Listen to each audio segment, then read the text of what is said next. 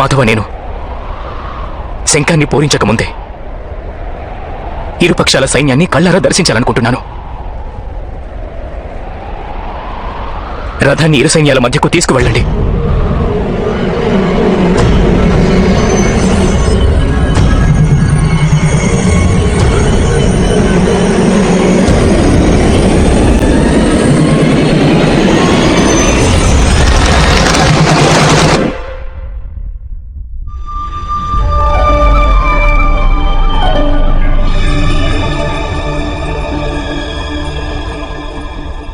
ఏం దర్శిస్తావు పార్థ?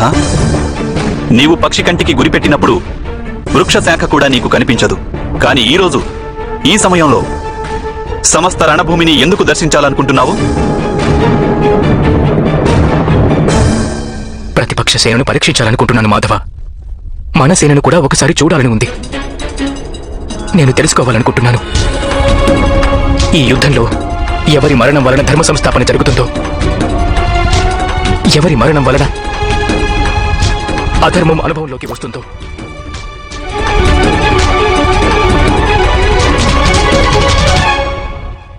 నేను తెలుసుకోవాలనుకుంటున్నాను, ఈ మహాయుద్ధంలో నేనేమి పొందనున్నాను,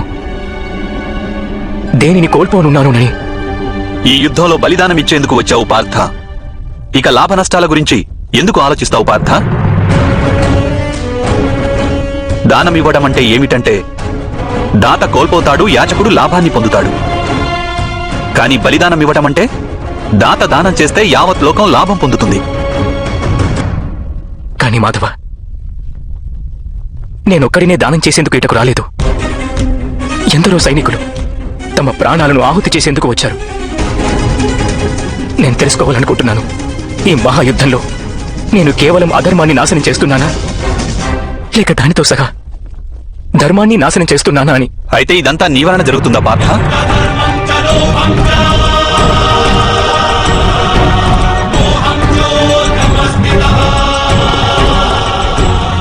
నిర్మాణ వినాశక శక్తులున్నాయా నీకు పార్థ?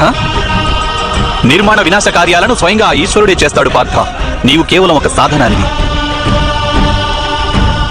మరెందుకు ఈ విషయాల బాధ్యతలను నీవు నీ శిరస్సుపై వేసుకుని అహంకారాన్ని పెంచుకుంటున్నావు? నేను నీకు ముందే చెప్పాను పార్థ, స్వయంగా తాను చేస్తున్నది ఏమీ లేదని ఎవరైతే తెలుసుకుంటారో వాని చేతుల మీదుగానే మహత్కార్యం ఏదైనా జరుగుతుంది. కాని బహుశా నీవు మరచి ఉంటావు. అయితే దర్శించు పార్థ, దర్శించు. ఏం దర్శించాలనుకున్నావు? కాని ఒకవేళ దానం చేసే ముందు ఆ దాత చెయ్యి కంపించినట్లయితే వానికి ఆ దానం చేసిన పుణ్యం ప్రాప్తించదు పార్థ.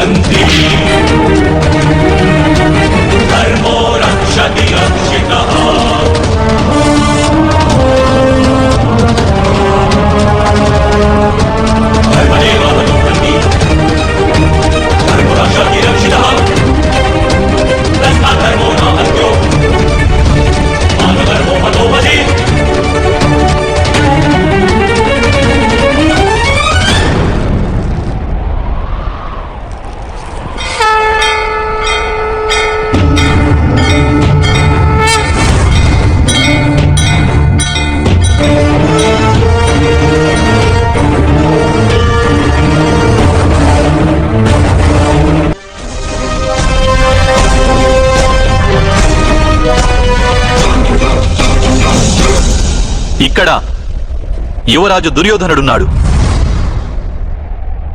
జ్ఞాపకం చేసుకో పార్థ, పాంచాలిని దాసిగా మార్చి ద్యూత సభకు ఈడ్చుకురమ్మని ఆదేశం ఇచ్చినది ఈ దుర్యోధనుడే.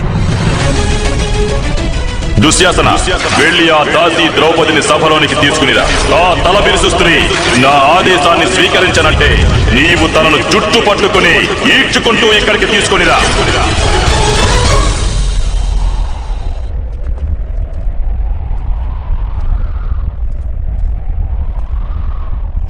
ఇటు చూడు పార్థ, ఇతనే మీ మేనమామ శకుని.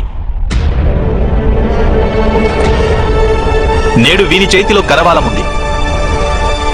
కానీ వంచనతోనే సంహరించాలని ప్రయత్నిస్తుంటాడు సదా.